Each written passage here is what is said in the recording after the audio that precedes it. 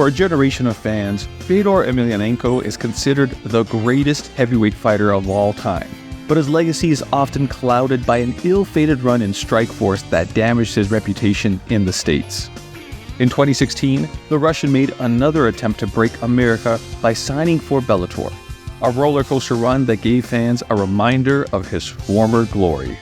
Welcome to the INC, and this is the story of Fedor Emilianenko in Bellator.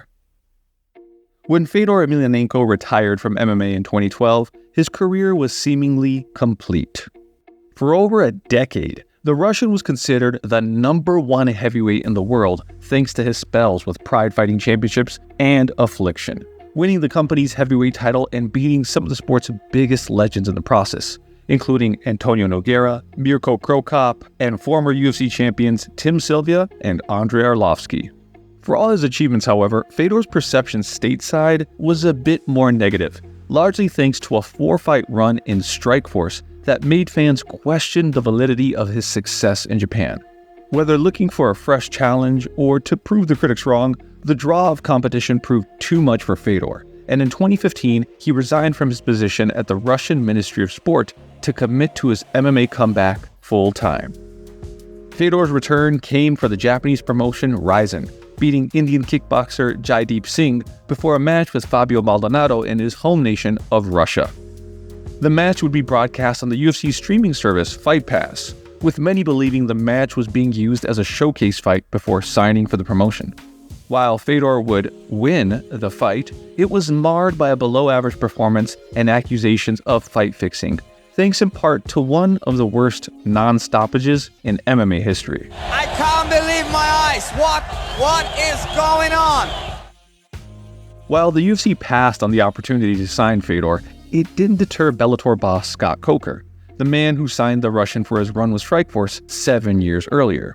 Bellator had recently found success giving a second win to aging MMA veterans, and believed Fedor still had the pulling power to attract new eyes to the promotion. Fedor formally signed with Bellator on November 19, 2016, and was immediately booked in a match with former UFC fighter Matt Mitrione. The match was set to take place in the main event of Bellator 172, only for Mitrione to withdraw hours before the fight after being diagnosed with kidney stones, the first of many bad stories to plague the fighter's company tenure. The match instead took place in the co-main of Bellator 180, the company's first event at Madison Square Garden, and their second ever on pay-per-view. Most fans were unsure of what to expect of Fedor going into the fight. Few, however, predicted what would happen next. Mitrione was able to recover quicker and finish Fedor in the opening round, scoring the biggest win of his MMA career and leading to questions over the wisdom of Fedor signing. While Fedor shrugged off any doubts over his long-term future with the promotion, company bosses knew they needed to think outside the box if they wanted to get the best out of the legend.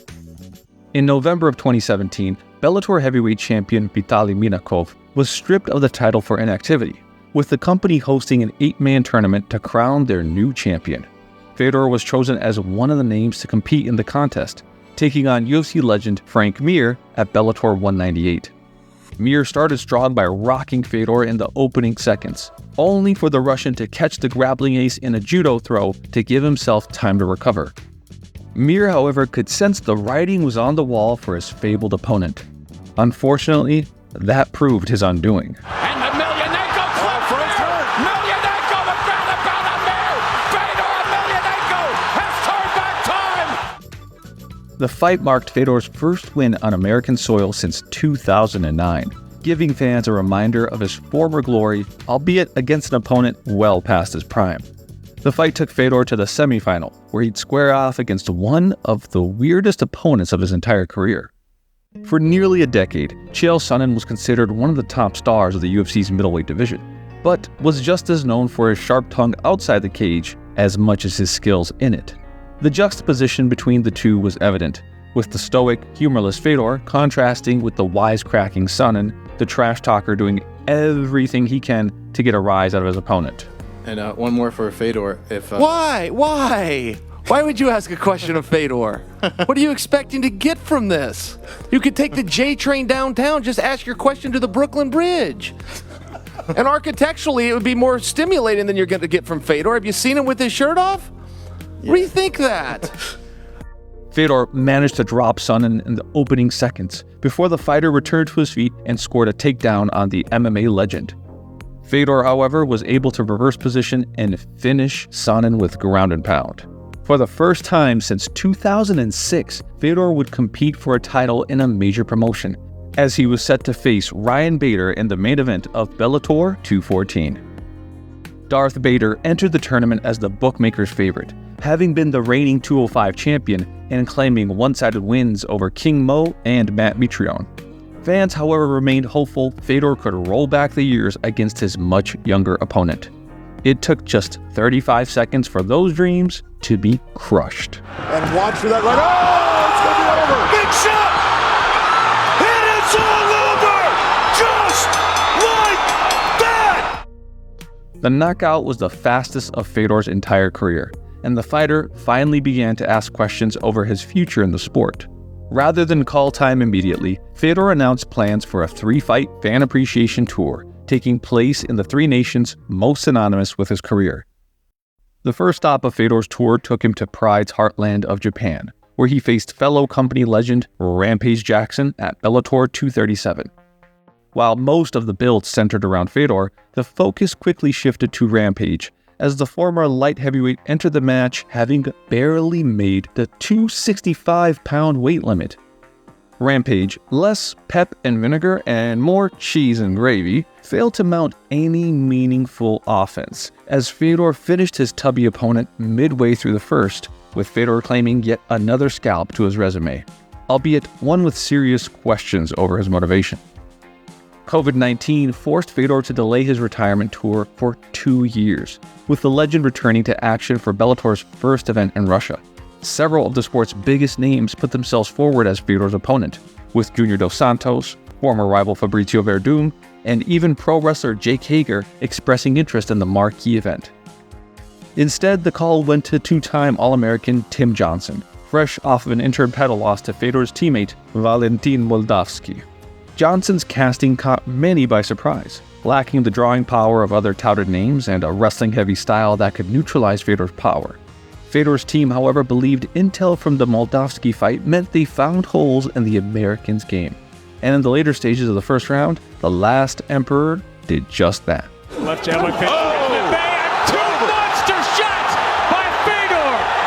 And the GOAT comes home and reigns supreme! For all the marquee names of Fedor's nostalgia run, the Johnson win was arguably the most impressive.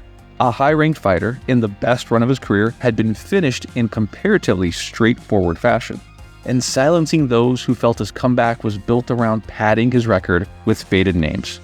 The win set the stage for the last fight of Fedor's career, and while the big stars came knocking to campaign for the fight, the Russian decided that if he wanted to go out, he would do so against the best. In November 2022, Fedor was booked in a rematch with Ryan Bader at Bellator 290, serving as the main event for the company's first event on CBS, a role Fedor also served competing for Strikeforce 14 years earlier. Speaking in the pre-fight press conference, Bader admitted he felt the pressure of being the MMA legend's final opponent.